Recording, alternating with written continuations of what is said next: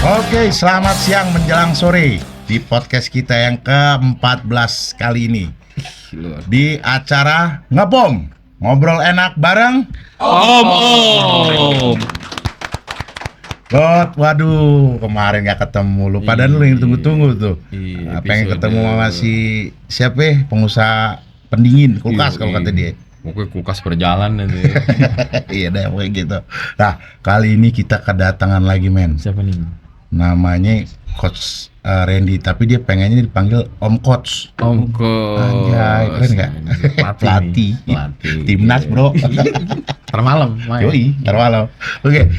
Dia ini mulai karir dari bawah juga sih. Sampai sekarang dia punya perusahaan namanya Klinik Karir dan Perusahaan.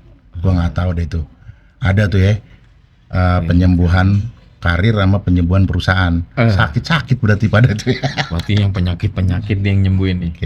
Oke, selamat datang Coach Randy. Oke, terima kasih Om Imam dan Om Opa. Luar biasa. Sehat Om. Alhamdulillah. Terima kasih waktunya udah datang ke tempat kita kali ini. Nah, gue pengen sedikit sepil sih perjalanan karir lu dari mulai lulus kuliah sampai punya perusahaan dan ada salah satu kayak organisasi apa gitulah. Ntar dia yang lebih lengkapnya dia ceritain ya. Oke, silakan Om. Oke, terima kasih Om Imam, Om Opang. Ini kesempatan yang luar biasa bisa silaturahmi. Kalau gua biasa semangatnya motivasinya silaturahmi. Biasa ketika silaturahmi itu rezeki pasti akan datang. Masya Allah, pagi-pagi langsung. Nah, jadi tadi dari pertanyaannya Om Imam, perjalanan karir aneh itu gua lulusan S1 2015. 2015. Baru 10 tahun yang lalu kurang lebih.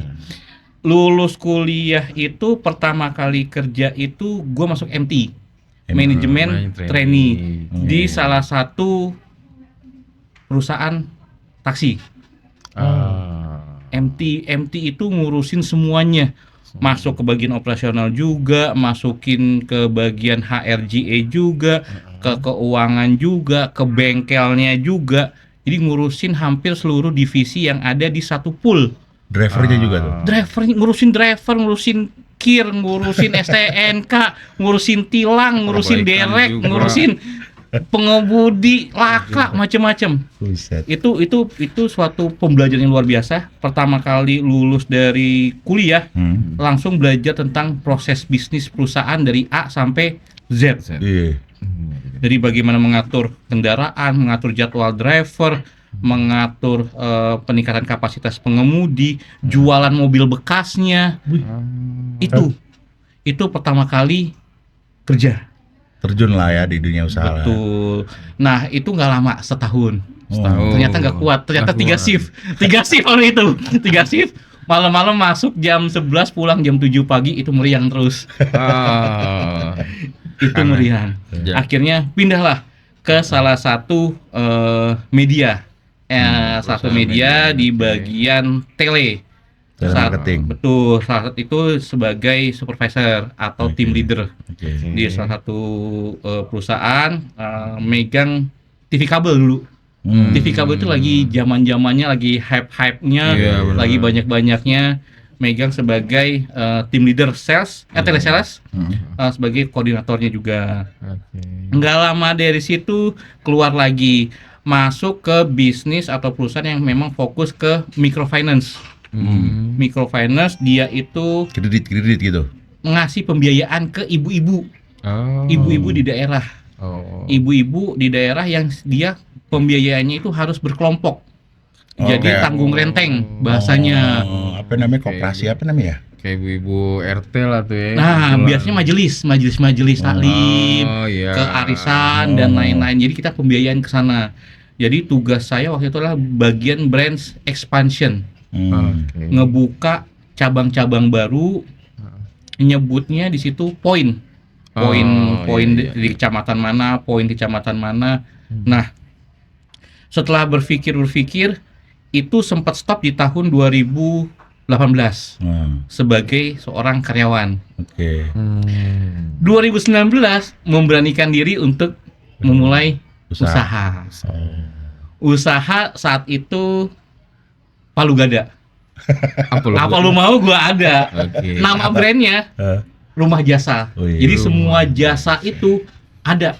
Dulu ada yang kayak kalau sekarang itu kayak si siapa namanya? Santo Suruh. satu Oh suruh. iya. Santo iya, Suruh, iya, pernah dengar lagi Santo Suruh? Lagi booming Nah, tuh. Iya. Jadi dia disuruh apa aja ada. Dulu saya punya tim SPG, Hmm, tim Aser, tim model, hmm. tim tukang bangunan. Oh, apaan aja Semua deh. jasa ada. Ada yang request bikin studio, ada yang request renovasi, ada yang request Ada macem-macem. tuh usaha kayak gitu ya? Ada. Salto namanya. Iya. Om Santo suruh. Santo Suruh Dia nggak bisa disuruh cuma nambahin pahala mengurangi dosa, Bro. Nggak bisa dia. itu.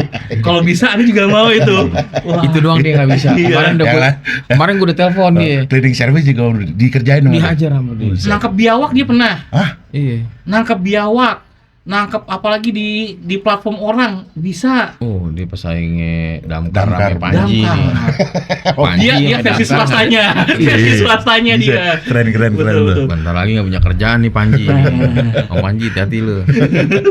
Iya. Itu dulu pernah punya bisnis itu. Akhirnya masuk ke satu komunitas. Hmm. Komunitas UMKM lah. Oke. Komunitas UMKM. Di situ awalnya pelaku UMKM, Oke. kemudian pelan-pelan ikut sertifikasi, Hmm. naik kelas jadi seorang pendamping. Oh. Awalnya pelaku, sama-sama sebagai seorang pelaku usaha, tapi ada satu kesempatan yang menurut gua sangat berharga, gua dipercaya untuk ikut sertifikasi, Jadi pendamping. karena menguasai materi dan Oke. usahanya alhamdulillah waktu itu juga berkembang juga. Oke. Jadi waktu itu dari CSR perusahaan bikin program lah untuk UMKM. Oh, Banyak tuh. iya. Lumayan tuh CSR tuh ya kalau perusahaan Wah, gede ya. Perusahaan waktu itu kerjasama sama komunitas. Oke. Dan gua saat itu menjadi pendamping pendamping UMKM di Jakarta. Masuk berjalan, akhirnya naik kelas lagi dari awalnya pelaku usaha, pendamping usaha menjadi konsultan. Konsultan perusahaan-perusahaan atau siapapun organisasi yang punya program tentang kewirausahaan atau tentang UMKM. Oke. Naik kelas lah di situ. Mulai awalnya pelaku usaha, pendamping, jadi seorang konsultan. Tibalah pandemi.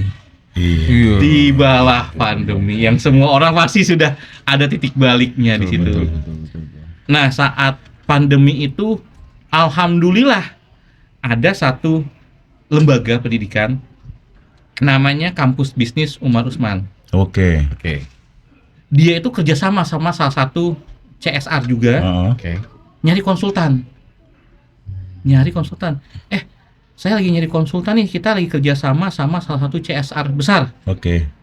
perusahaan multinasional. Heeh. Bisa nggak bantu kita bikinin programnya?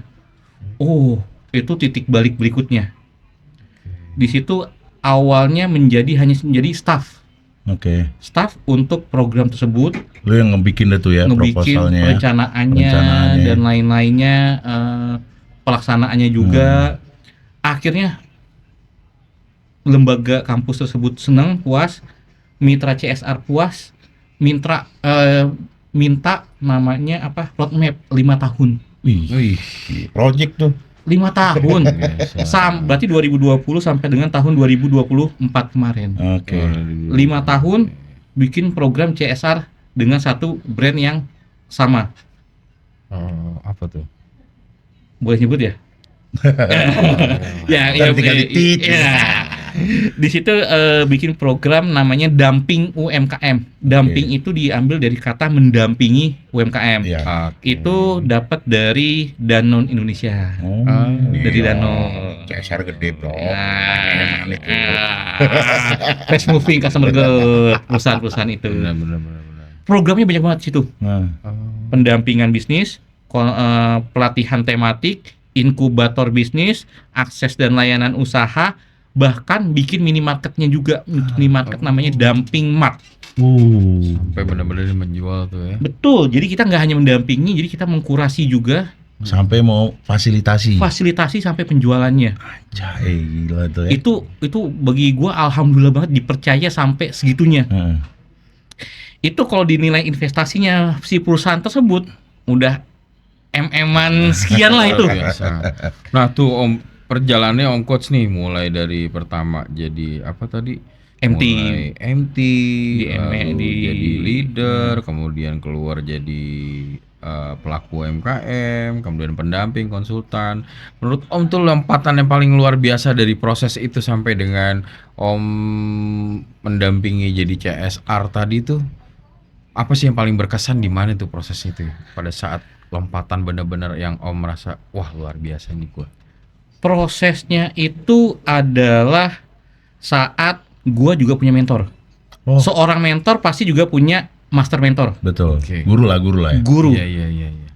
Master mentor gua atau guru gua biasa manggilnya kakak. Oke, kakak Kakak satu, lah, kakak kakak. dua. Kakak. Iya. Kakak. Iya, ada kakak tua enggak? Itu Kakak. orang timur deh nih. Enggak, Oh, enggak. orang-orang Jawa loh. Orang Jawa. Maunya dipanggilnya kakak. Oke. Biar kelihatan muda lah. Iya. Cewek cowok tuh. Cowok, kakak. Mas kalau ke Jawa. Titik baliknya di mentor sebetulnya. Oke. Mentor gua ngasih waktu itu satu ujangan bahwa apapun itu niatnya jangan langsung profitable, Bisnis. jangan langsung bisnis. Oke, Niatnya adalah silaturahmi aja dulu. betul. Pertama sekali dua kali cuman dibilang makasih mas, cuman dapat nasi kotak itu udah biasa. Tapi nanti ketika dia puas dengan servis kita, ketika dia puas dengan apa yang kita kerjakan, dia udah nggak lagi ngomongin harga. Berapa yang kita request biasanya langsung deal. Luar biasa. Itu ya. Itu dulu. Hmm. Biasanya kalau di bisnis tuh yang ngasih tester dulu lah bahasanya. Jadi ketika ada apa-apa, jangan langsung pendekatannya adalah orientasi money Iya. atau bisnis. Mana? Tapi bukalah dengan niat silaturahmi. Gimana kabar lu ya kan? Nah, Hari ini gimana kabar? kalau gua nanya udah nggak anak lagi bro. Bini lu udah berapa men? Ya, pokoknya level itu udah paling tinggi. Nanti kita tanya-tanya dulu kabarnya. Pokoknya lu udah merasa menang aja. Nggak ada yang ngalahin gue dewa. Oh, iya. Udah sulit itu, udah tersulit itu. Udah itu pasti dia ketawa. Jangan main jurang lah. gitu. Kalah star deh pada. Iya. Oke. Nah, Om, dari semua perjalanan Om itu kan tadi yang paling berkesan ya, memiliki mentor. Dan apa sih sebenarnya alasan Om ini memilih jalur ke seperti ini? Mungkin ada beberapa orang kan ada yang lebih senang berada di zona nyaman gitu ya. Tapi Om kenapa sih? Berikan alasan kita dong. Sampai Om memutuskan melangkahkan kaki di titik ini. Pertama, kalau orang bilang itu kerjaan kayak gini sebetulnya tadi nggak safety, nggak aman lah bahasanya. Menjadi seorang konsultan yang ibaratnya nggak jelas berapa fixnya dan lain-lain. Iya. Tapi ketika tujuannya tadi untuk masyarakat, untuk sosial, untuk orang-orang yang memang membutuhkan, kayak ada Kepuasan tersendiri. kepuasan yang beda gitu. Selain value-nya yang dapat ya. Betul. Mau nilainya berapapun, mau kadang-kadang kita ngerasa kok kayaknya capeknya doang. Karena kan harus Iya. ke daerah-daerah kadang-kadang. Iya. Karena kadang program itu menyasarnya bukan di ibu kota, di daerah-daerah tinggal dan daerah lain-lain. pelosok, Betul. Yang ke sana itu mesti perjalanan berapa jam dan lain-lain itu. Karena ngerasa kayaknya capek banget, kok duitnya nggak seberapa. Tapi kayaknya ngerasa puas aja gitu. Iya. Ngerasa puas sehingga pada akhirnya daripada 9 ke 5, 9 ke 5, 9 ke 5, 9 to 5, 9 to 5 itu kayaknya suatu hal yang menurut gua beda gitu tadi. Ada hal-hal lain yang memang pada akhirnya kayaknya di jalannya gitu. Iya, hobi lah ya termasuk ya. Bisa dikatakan kalau orang bilang kayaknya sekarang itu kayak kerja kayak Sambil hobi yang senang-senang. dibayar. Sambil senang-senang. Hobi yang dibayar. Betul. Iya. Karena memang ngerjainnya itu udah nggak ada kata stres lagi. Iya. Gue sering ngerjain project kan, bikin proposal, bikin program itu malam. Iya.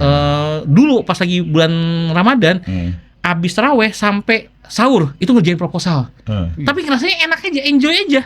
Beda sama dulu kayak ngerjain skripsi. Wih. Itu kan biasanya mumut banget, capek banget. Kerja Ah. gitu sampai sahur tuh. Betul, tapi feel-nya puas akhirnya. Ah. Ketika proposal tersebut tembus, pesertanya seneng, mitranya seneng, donornya seneng. Itu Apalagi kepuasan. berjalan bagus Wah. ya. Waduh, keren. Jadi tuh. kepuasan nih. Titik balik terakhir adalah kepercayaan. Itu yang paling penting sebetulnya. Mm-mm. Akhirnya dari yang tadi hanya dari komunitas ke perusahaan swasta akhirnya dipercaya oleh pemerintah. Wih. Aneh pertama dapat proyek pemerintah itu di tahun 2023. Kerjasama jangka panjang. Oke. Itu Ngapain? nilainya lumayan juga. Ngapain itu? Program pendampingan pelaku usaha mikro di Indonesia. Oh, ada tuh kementerian tuh produk kayak gitu ya. Wah, ada. Jadi khusus UMKM gitu. Betul. Diajarin Pendampingan. didampingin bagaimana cara jadi UMKM yang baik gitu. Betul. Minimal yang tadinya non formal menjadi formal, yang Oke. belum punya legalitas jadi punya legalitas. Oh. Yang belum punya branding jadi punya branding. Yang belum punya digital marketing punya digital marketingnya. Dan ini dijembatani oleh klinik karir dan wirausaha. Saat Om itu ini. bersama kerjasama dengan kampus bisnis Umar Usman. Oh. Kerjasama dengan Kementerian Koperasi dan UMKM. Iya. Saat ini dipisah. Koperasi sendiri. UMKM sendiri. Iya benar Iya. sekarang. Kalau dulu kan masuk koperasi ya. Betul, koperasi dan Bareng-bareng UMKM. ya di Betul. situ. Apa aja tuh bisnisnya tuh. ya. Betul. Itu titik yang menurut saya luar biasa dapat kepercayaan yang Ya, begitu iya. besar. Nilainya juga kan biasanya kalau orang project pertama masih kecil, masih ya puluhan atau ratusan. Iya. Ini udah langsung oke, saya percaya nilai kontraknya sekian. Pertama alhamdulillah, kedua astagfirullah. Ini nanti ada apa nanti di belakangnya Iya, nih. iya, iya, Sempet iya. takut juga. Iya. amanah soalnya. Nah. Iya. Apalagi untuk masyarakat. Nyari UMKM-nya tuh gimana? Searching apa lu datang? Nah, tadi dengan silaturahmi itu Oh, ternyata iya, iya, bisa iya. loh. Nunggu ya karena lu pernah jadi pendamping ya. Oke. Pernah jadi pendamping dan gua kalau bisa dibilang dulu aktifnya di organisasi luar kampus, bukan organisasi dalam kampus, bukan di BEM, bukan di HMJ, bukan di himpunan-himpunan kampus. Oh. Justru aktifnya di organisasi-organisasi atau komunitas yang ada di luar kampus. Oh, malah aktifnya di luar kampus. Betul, di situ. Wah, itu gua merasakan bahwa benefit atau manfaatnya luar biasa. Lebih Networking. meluas ya. Ilmu, pengalaman. Wah, itu luar biasa banget itu dari ekosistem dari komunitas yang ada di luaran sana. Itu. Makanya akhirnya mau program di Aceh kayak mau di Papua kayak ketika sudah ada networking, sudah ada silaturahmi, enak. Kita nggak perlu. Nah, takut nggak perlu lagi. datang ke sana. Program bisa jalan. Ah gitu. Udah ngumpul tuh UMKM tuh ya. Iya. Itu rata-rata jualannya apa sih mereka? Biasa kalau kita waktu itu programnya menyasar ke usaha mikro. Nah, Mikro sama ultra mikro. Ah, ultra Ya. mikro lagi nih apa nih? Itu masih yang Oh, ngomongin keripik itu udah Oh. keripik, udah umum banget. keripik minjo gitu ya. Keripik singkong, keripik dari Oh, termasuk bayam. jajan-jajanan yang dibuat apa namanya oleh-oleh gitu ya? betul. Oh, itu tuh. Keripik putih, keripik Putih. kaleng, gitu. Pisang gitu ya. Pisang itu, tempe itu. Itu brandnya sendiri-sendiri mereka. Betul. Tapi nggak sedikit juga yang mereka melakukan inovasi dari produk-produknya. Oh. Misalkan limbah bekas celana jeans Oh. Ya. itu diolah sama mereka menjadi tas. Oh, ada. Iya, iya, iya. ada. Iya pernah ngeliat tuh. Nah, bekas banner dulu masih zamannya apa pemilu misalkan Iya, atau iya. bekas banner acara jadi tas buat belanja. Belanja ya. Oh, tuh. Sekarang apa? Sampah makanan itu bisa jadi duit. Magot, Diapain tuh? budidaya magot. Oh, magot. Jadi gini, ulet. Oh, iya, iya. Ulet. Kan makanan kita banyak tuh yang nggak habis lah, Sisa-sisa. sisa sayur, apapun yang basi-basi dikasih ke ulet. Uletnya itu kita coba apa? Ternak. Tembang biak. Nanti ujungnya dia jadi kering, jadi besar, jadi kering, jadi pakan ternak, Burung. pangan burung. Nah itu Bisa dijual lagi ya. bisa dijual lagi. Itu di pesantren lagi rame-ramenya bisnis itu. Magot. Magot. Oh, God. Oke, Jadi, dulu tuh Ada semut-semut. jamur kan. Ah, Jamur Kayak tuh. semut-semut Jamur. Jepang dulu juga lagi Iya. ini pernah tuh semut Jepang tuh ya. itu. Pokoknya lu makan semut tuh bisa bahasa Jepang, Bro. Gitu. Hai, gua pernah tuh. Iya. Kayak gitulah kurang Nah. lebih ya. Ya udah. Biasa sih. Terus tambahan sih. Kemarin gua ngeliat profil ente berangkat ke Hong Kong. Wah, Nah, gua nggak tahu nih itu salah satu dari produknya si klinik ini atau beda lagi nih. kalau menurut gua ini adalah salah satu berkah dari silaturahmi. Oh, poinnya tuh ya. Poinnya itu, gua merasa apapun yang gua dapatkan, entah project, entah pekerjaan, Nyambungnya entah kemana-mana bisnis, tuh ya. itu nyambungnya adalah berkah dari silaturahmi. Oke. Gua nggak menutup kemungkinan itu berkah dari sebuah silaturahmi. Benar-benar. Gua ini bukan project yang Hong Kong ya. Ya. Ini contoh satu project. Gua nggak tahu tiba-tiba ada telepon, Mas, bantuin saya dong bikin program ini. Nomor nggak dikenal.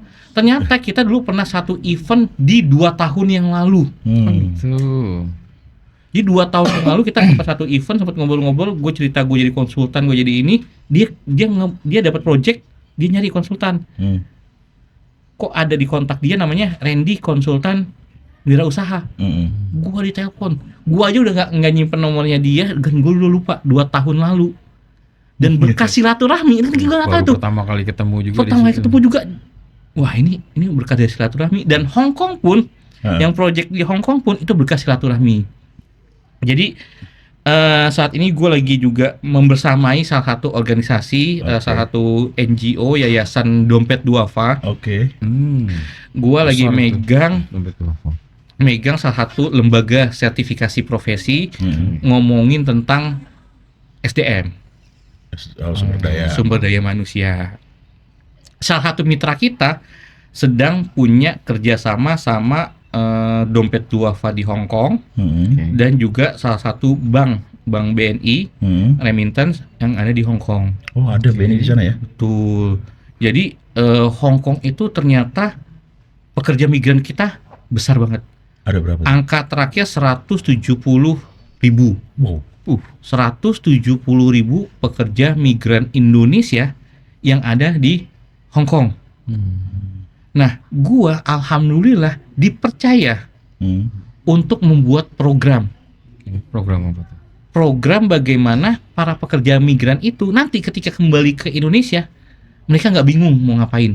Oh. Mereka mau usahanya udah jelas. Oh iya, ada UMKM dari lu ya. Benar-benar. Oh, masuk tuh. Kita punya siapkan si pekerja migran ini nyampe ke Indonesia nggak bingung deh. Intinya dia udah ngumpulin duit. Udah banyak. ngumpulin duit, udah Mau balik bikin ke rencana, Hongkong. udah Iya. bikin rencana, tinggal eksekusi aja ketika nyampe Iya. di Indonesia. Bahkan rencananya program ini juga akan mendampingi ketika nanti si pekerja migran balik ke Indonesia, kita akan dampingi juga. Ada pendampingannya juga. Betul. Nih Coach Randy, gue ada duit 100 juta misalnya. Nah, Enak kan jadi UMKM apa nih? betul, Lu kasih tahu deh itu. betul, kita Ibu, dampingi. kampungnya di mana nih? Nah, Bogor. Ada apa di Bogor? Pete misalkan. betul, betul Bikin banget. keripik tepe gitu. Nah, Betul banget. Jadi memang kan tadi gua lagi megang yang khusus untuk SDM. Jadi gua harus mempersiapkan nih SDM kita, pekerja migran kita yang ada di Hong Kong pulang ke Indonesia, jangan sampai lah dia kena tipu lagi, kena investasi Iya, bodong lagi. betul. Jangan sampai Kasian mereka tuh. wah udah capek-capek nyari duit. Devisa tertinggi gitu. Penyumbang dia, ya. devisa terbesar loh untuk Penyumbang juga Indonesia. kan, bayar pajak.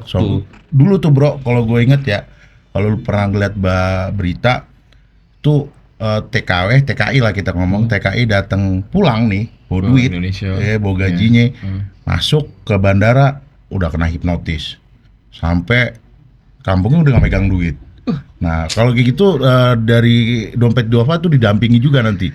Kita selalu mengedukasi. Lu Mengedukasi. jangan bawa duit cash deh. Betul, makanya kan Dompet Duafa Hong Kong kerjasama sama BNI.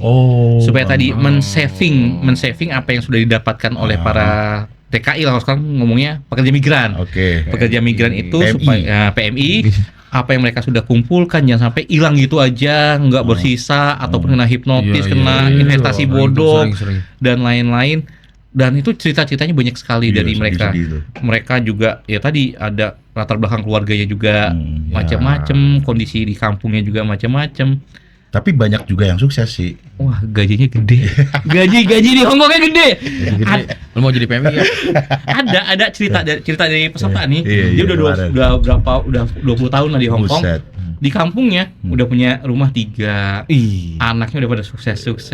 kerja di Hongkong gue. Paling jadi asisten rumah tangga doang. Betul.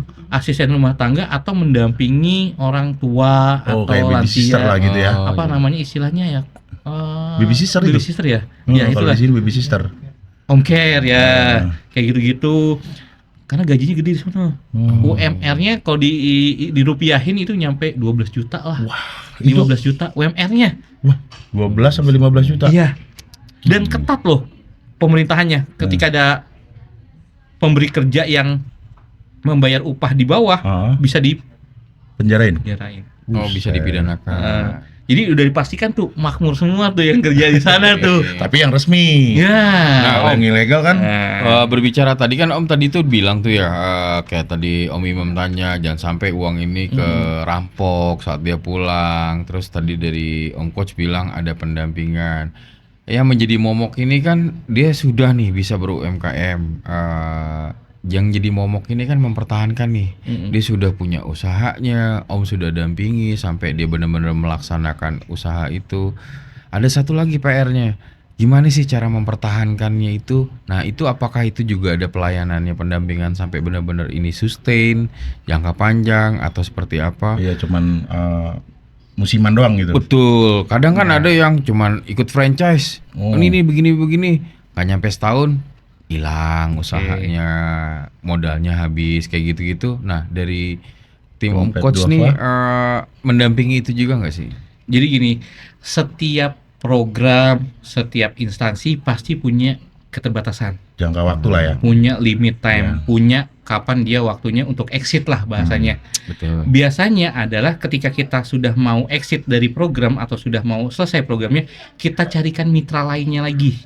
Misalkan nih ada PMI atau TKI pulang ke daerahnya ke Ponorogo, kita sudah bantu untuk mereka membuka atau menjalankan usahanya. Yeah. Ketika mau mengembangkan, kita cari komunitas di daerahnya, atau Oh. kita hubungkan ke dinas di daerahnya, atau CSR lokal di daerahnya, atau Oke. apapun itu.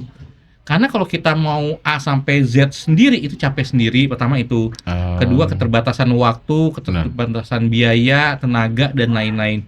Kan tadi eranya kita sudah era kolaborasi. Betul. Oke. Ada pihak yang tugasnya melahirkan, ada pihak yang tugasnya menjalankan, mengawasi, mendampingi, ada pihak yang tugasnya meneruskan atau melanjutkan. Itu bagi-bagi tugas lah. Oh, berarti sebetulnya memang sudah ada ya. Sudah ada dalam pakemnya. program-program tersebut sudah diedukasi di Betul. awal. Tinggal si pelakunya itu sendiri atau si individunya itu sendiri. Betul. Oh, iyalah. Jangan ujuk-ujuk dia dari sono di sini nganggur lagi, Bro. Nah, itu dia. Duitnya habis lagi. Nah, Salah satunya tuh kemarin mereka bareng sama CEO-nya Om Kirim bro. Nah, ke Hongkong. kemarin itu Oh. kita mengundang CEO-nya Om Om Kirim, siapa namanya, Asep. Bang Om Irwansah, Om ya, Om ya, Om Irwansah, Om Irwan. Iya, iya, Kita iya. undang untuk menjadi narasumber.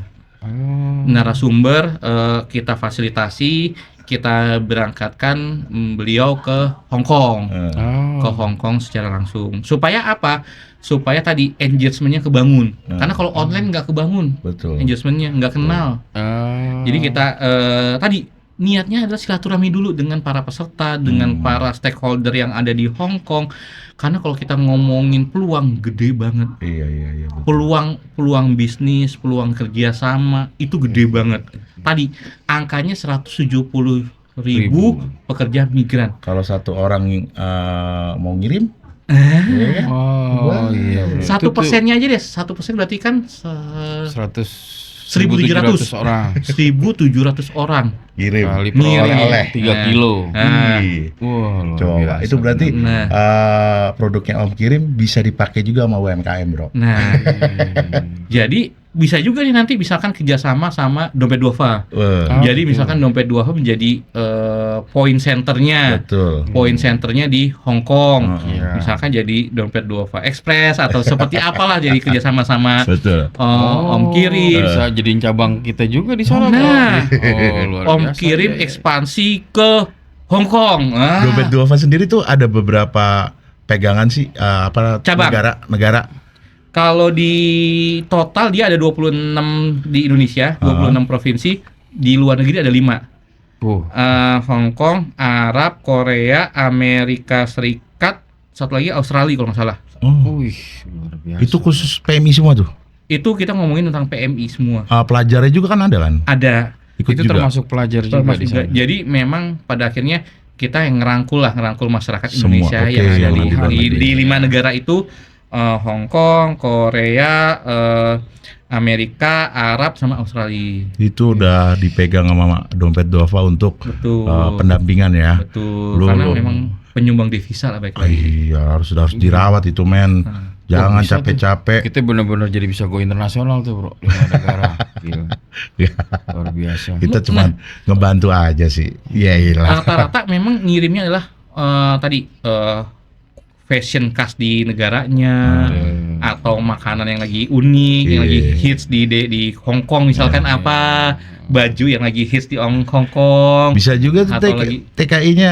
Wah, gue kangen orek Indonesia, kirimin ke sana. Nah, bisa Nah, juga. dari sini juga bisa potensi, Bisa. bener. Potensi besar banget Gue potensinya. kayak lagi pengen makan pecel Madiun nih. Wah, Sambalnya pecel, aja. gua kirim. Sambalnya kirim. Iya, bener-bener. potensinya besar tadi. Luar biasa sih. Makanya ini baru kita ngomongin Hong Kong, belum ngomongin Australia tadi, Australia, Korea. Arab Saudi, Iya. USA. Aduh, banyak banget itu Peluangnya potensi. besar. Itu besar banget ketika memang ini mau diseriusin. Mm-mm. Apalagi biasanya kalau orang udah di orang Indonesia tadi, orang Indonesia guyup lah ibaratnya. Ketika Benar. satu orang udah ngomong A, biasanya yang lain ngikut. Betul. Karena kan biasanya dia mengkoloni ya, Iya. mengkoloni misalkan kayak Ada kita nih kelompok-kelompoknya. lagi di mana. Ya ini orang Indonesia yang tinggal di sini. Iya, yang kayak gitu-gitu dituakan, ya. yang di Saling ngebantu juga Betul. mereka tuh ya. Betul, saling ngebantu ketika ada apa-apa saling membantu. Fun fact, ini fun fact, gua Apa tuh? sama Om Irwan datang ke Hong Kong hari Minggu. Hari Minggu itu hari liburnya mereka. Oh, Hari liburnya mereka. kerja Liburnya PMI. asisten Iya, ya. iya, iya. Mereka pada di pinggir jalan. Begitu. Di pinggir jalan bikin kelompok masing-masing. Ada yang ngaji 5 orang, 10 orang. Ada yang nyanyi. Ada yang nyanyi-nyanyi, ada yang main gitar-gitar. Di pinggir jalan itu. Dan itu dilegalkan oleh pemerintah. Hong Kong ya. Karena mereka juga butuh. Hiburan, ya kan libur bro, Libur. Iya, Karena Karena kalau mereka mau jalan-jalan itu biaya besar banget di sana. Oh. Daripada mereka jalan-jalan, mereka mendingan ngumpul sesamanya. Oh, Saling Bawa curhat, makanan, lepas kalau nggak salah kangen. tuh. lesehan, Iya, di iya. taman. Tentang Indonesia. Betul. Ya kangen-kangenan. Piye, Betul. piye, ngono-ngono. Iya benar. Itu. Oh, ternyata dia ada budaya Betul. begitu di sana ada Betul. ya. Itu belum ntar di Australia ada lagi kayak gitu-gitu ya. Belum lagi tadi, ketika mereka ke Indonesia kan mereka akan punya usaha. Mm-mm. Nah, kenapa enggak ketika mereka punya usaha logistik, mereka punya Salah satu lah ya itu target UMKM ya. tuh. Tadi kita nggak usah ngomongin 170.000-nya, 1%-nya aja udah 1.700. Iya. Udah potensi banget. Ini Itu. pakai masing-masing tuh itu ya. Nah, itu dia. Makanya ketika kita niatkannya adalah silaturahmi dulu, insya Allah ada kebuka kok. Betul. Tiba-tiba saya dapat PIC ibu-ibu koordinatornya yang megang 170.000 PMI di Hong Kong. Tiba-tiba saya dapat kontak orang BNI Hong Kong, ini kan relasi. Iya, Iya. betul. Dari silaturahmi itu kan.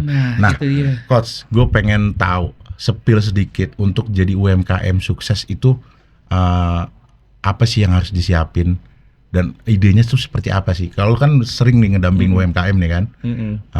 Misalkan gue nih, gue baru kerja dari luar negeri, gue bingung nih mau invest apa nih. Nah dari lu sendiri, Dompet Duafa ini apa sih yang didampingin? Oke. Yang paling utama adalah mindset. Oh, Cara berpikir. Jadi untuk menjadi seorang wirausaha, karena gini, pedagang sama wirausaha itu sebenarnya beda. oh, Pedagang sama-sama jualan padan. beda. Gini, pernah nggak Om ngelihat di sekitar rumahnya dia udah jualan 20 tahun, 10 tahun, usaha gitu-gitu doang. Itu pedagang.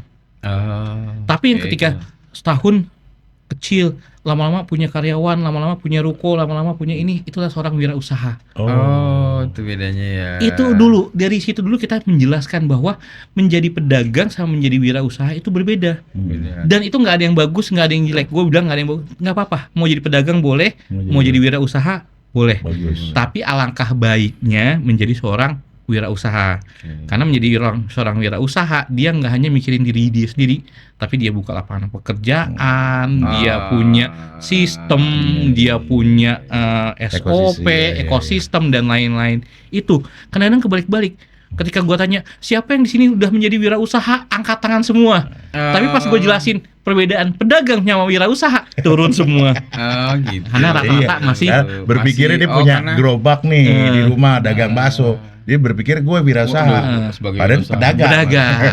Dan itu nggak apa-apa, sebenarnya nggak apa-apa. Cuman alangkah baiknya ketika dia sudah menjadi pedagang 5 tahun, ya jadilah wirausaha. Dan ini diedukasi Betul. sama Om Coach nih. Betul, supaya tadi dia nggak 20 tahun jadi pedagang terus, jadi ini nggak terus. Ada juga bro, itu pedagang es di sekolah gue SMP. Gue kemarin reuni Masih. jadi dagang es bro. Nah itu Kagak air panas. nggak berubah ya.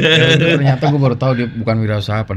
Pedagang itu dulu. benar-benar. Jadi kita ngasih mindsetnya dulu bahwa tadi wirausaha itu sudah pasti rugi, resikonya kaya. Oke. Wih, udah pasti rugi. Entrepreneur resikonya. gitu ya. Nah, karena orang kebanyakan takut rugi, takut dibohongin, takut macam-macam lah. Itu udah pasti tuh. Kalau saya bilang itu bukan resiko, itu udah kepastian untuk menjadi seorang wirausaha. Resikonya. Sudah pasti rugi, sudah pasti pernah dibohongin, sudah pasti pernah dikibulin, Iya, diisengin, macam-macam. Makanya bagi saya itu bukan resiko, itu kepastian menjadi seorang Pengusaha. usaha. Resikonya menjadi seorang wirausaha adalah kaya raya. Oh itu. Mindsetnya dibalik, supaya dia ketika nanti dibohongin, mentalnya nggak jatuh. Oh ya udah, saya kan wirausaha udah pasti saya dibohongin, Udah tahu lah ya. udah tahu endingnya. resikonya, udah tahu pasti akan mendapatkan itu. Terus setelah itu, Setelah mindset mental, oke. nah kebanyakan UMKM kita adalah seorang produsen, jago masak, jago Betul. bikin ini, jago bikin itu, jago inovasi ini, jago inovasi itu. Tapi ketika jualan Nggak laku. Karena kurang pasar. sederhana, gua sering banget datang ke bazar, ke event-event Pasar malam lah ya. UMKM, apapun bentuknya, mau yang di pinggir jalan, mau sampai di dalam hotel, Sampai mall. gue lewat depan boothnya dicuekin, gimana barangnya mau laku? Sesederhana itu aja. Minimal tarik-tarik lo beli. Berarti mentalnya dia bukan mental wirausaha, Iya. mentalnya bukan mental usaha, Mentalnya nggak boleh pasif lah ya. nggak boleh pasif. Karena kadang-kadang udah difasilitasi sama sponsor, sama pemerintah dapat buzzer, tapi disia-siainya gitu, Karena nggak aktif. nggak aktif. Harusnya kan. Itu kalau dia bayar itu bisa jutaan, bisa. Betul. Benar. Betul. Tapi tadi karena mentalnya dia bukan mental wirausaha, masih pedagang, dia masih nunggu aja. Juga datang sendiri, juga nanya-nanya sendiri. Kan Harusnya pedagang di depan, gitu. Harusnya di depan Nah. boothnya, sini Pak, ya kan? Betul. Tarik kerahnya. Tarik. Langsung masuk ke tokonya. Pura-pura selengkat. Kenapa Pak? Mau beli apa Pak? Yang jualan baju dirobekin. Pak, baju robek Pak, beli Pak dalam. Gitu. Gitu. Yang lagi viral nih bro, naruh duit 100. Iya. Salaman ditarik. Lagi viral tuh ya. Gitu. Oh iya benar. Ayo sini kan ditawarin Oke. produknya. Udah nggak sempet ngomong, udah tarik aja terus. Itu. Oh enggak pura-pura copet kayak hilangan dompet ya? Saya punya dompet gitu ya. Oke. Itu. Jadi sesederhana itu lu. Mereka kadang-kadang Mental berarti itu. tadi mindset, mental yang kedua. Yang ketiga baru kita ngomongin tentang pengetahuan dan lain itu mah bisa diasah Peluang gampang. si agar ya. Tuh.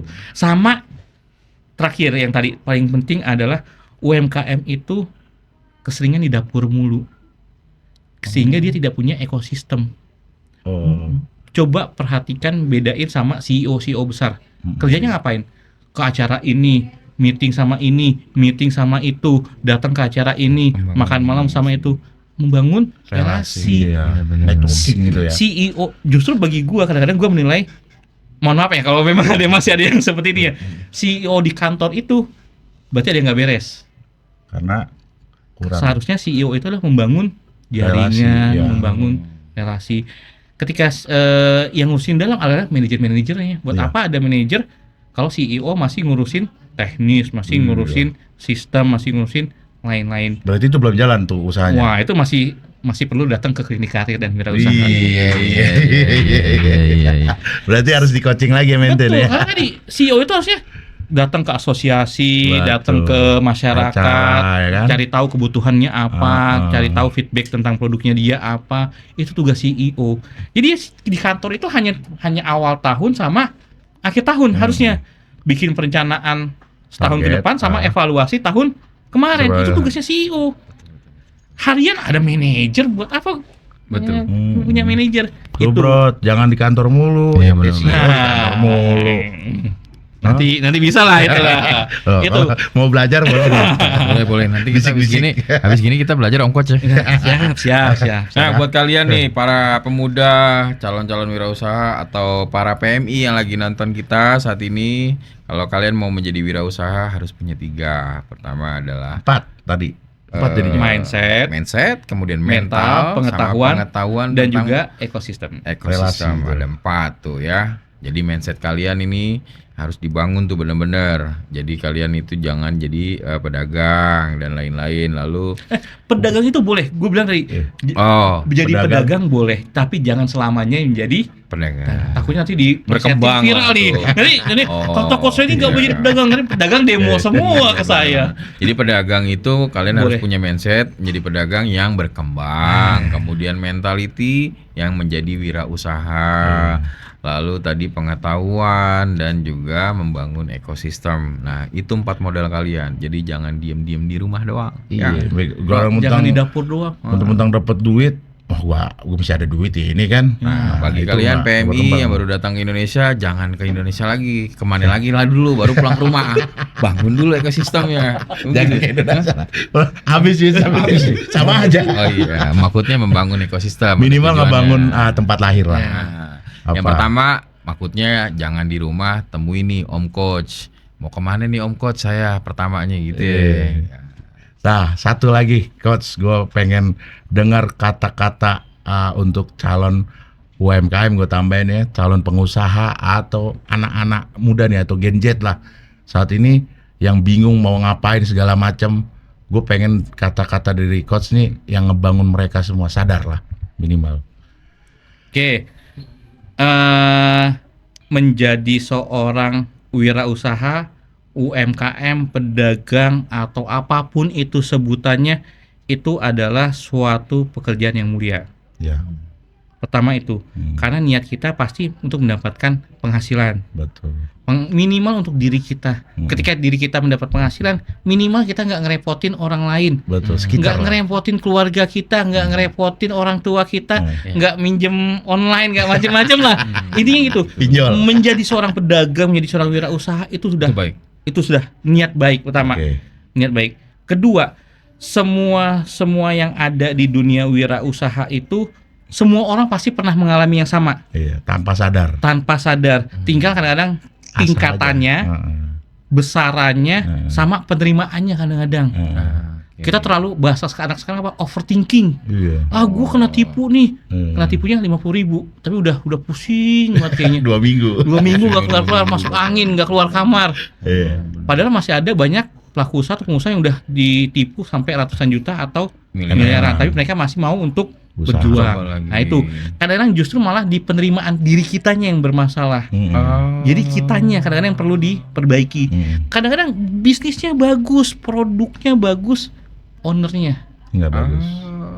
belum, jiwanya Bagus. belum wirausaha. Oh iya. Enggak, saya belum pede.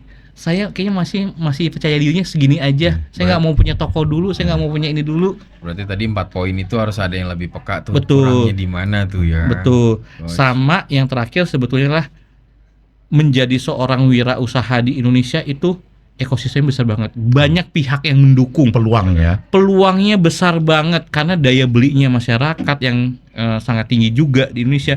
Bahkan saat pandemi masih ada orang jajan. Nggak ada yang nggak berhenti jajan, tiba-tiba pandemi jajan libur nggak ada, tetap ada yang Iya, jual bener. seblak, ada yang jajan bakso, tetap aja jajan, tetap aja. Walaupun mencet-mencet doang, tap-tap doang ya. Nah, satu lagi tuh buat kalian para PMI yang bingung, Om Kirim bisa memfasilitasi kalian untuk membuka peluang usaha untuk menjadi pebisnis atau wirausaha di bidang ekspedisi. Yang punya saudara masih di luar negeri ataupun dari sini mau ngirim ke luar negeri, dari luar negeri mau ngirim ke kampung halaman, Om Kirim siap memfasilitasi ya, Bro. Tuh, jadi jangan takut kawan-kawan PMI di luar negeri sana. Oke, luar biasa sih Om.